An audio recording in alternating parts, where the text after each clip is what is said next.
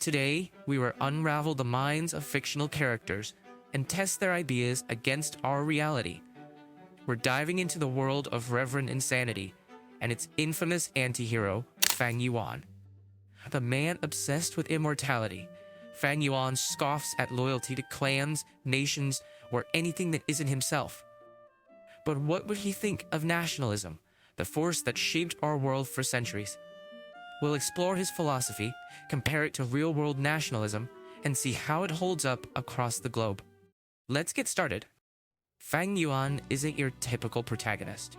In Reverend Insanity, he's a transmigrator from Earth who's lived over 500 years in the brutal Goo world, a place where clans demand unwavering loyalty. But Fang Yuan rejects it all. Humans are like isolated islands floating in the sea of fate. Their encounters are brief collisions destined to drift apart toward destruction. This is the truth behind life. Life is a fleeting dream, 100 years gone in an instant. Why waste it on others when you can chase eternity? Nationalism is the belief that your nation, its culture, people, and interests comes first. For many, it's about pride and identity. Think of soldiers storming battlefields or citizens chanting for freedom. It's powerful stuff. But nationalism has a flip side. It can blind people, turning them into tools for leaders who profit while others bleed. Across history, from Europe to Asia to the Americas, nationalism has rallied the masses. But at what cost? Fang Yuan would argue it's a trap, a chain that binds people to fleeting illusions. Let's test that idea with some real-world examples. So, imagine Fang Yuan looking at our world. What would he say about people who sacrifice everything for their country? Let's find out by exploring nationalism in action. In the late 18th century, American colonists rebelled against British rule, fighting for independence and the right to self-govern. Thousands died to create a new nation, celebrated today as patriots. But Fang Yuan? He'd roll his eyes. To him, they traded their lives for a shiny new clan, a nation that's just another temporary power. For nearly a century, Indians fought British colonialism, led by icons like Mahatma Gandhi. Through marches, sacrifices, and even deaths, they won freedom in 1947. A triumph of national spirit. Not to Fang Yuan. He'd see the masses as pawns, suffering for a cause that benefits the elite. He might say, "Why toil for a nation when you could secure your own future?" Europe's seen nationalism soar.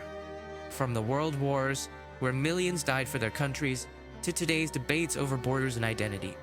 It's united people but also torn them apart. Fang Yuan would call it madness. He'd point to the soldiers and say, "They're tools, dying for leaders who hide behind the lines. Loyalty to a nation is a death sentence." So, what's Fang Yuan's big takeaway?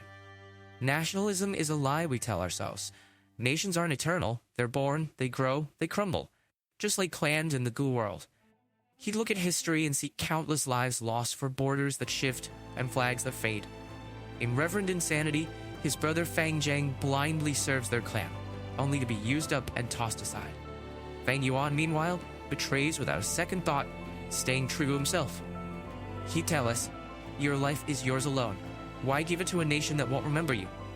It's harsh, but it's the perspective that makes you think. But let's flip the coin. What if there's more to nationalism than Fang Yuan sees? Take the American Revolution. Those deaths built a system that, for all its flaws, gave millions a shot at freedom they didn't have before. In India, the sacrifices didn't just free a nation, they inspired others to break colonial chains. Even in World War II, people fought not just for leaders, but for homes, families, and futures. Fang Yuan might argue it's still temporary, nations rise and fall, so why bother? Yet some say those sacrifices ripple beyond one lifetime, shaping societies for generations. It's not always about personal gain, it's about a collective push that can outlast the individual. Fang Yuan's lens is laser-focused on himself, but does that mean the bigger picture, community, legacy, has no value? It's a tough call, and both sides have weight. Fang Yuan's philosophy is cold, even brutal, but it challenges us. Is nationalism always noble, or does it sometimes exploit us? Where do we draw the line between self and society? Whether you side with Fang Yuan's individualism or the call of collective pride, one thing's clear: this debate isn't going away. Are you Team Fang Yuan? Or you stand for your nation? Let's talk about it. Before its fall, tune your strings and play your cards. Little words hit me like a game of darts, and you're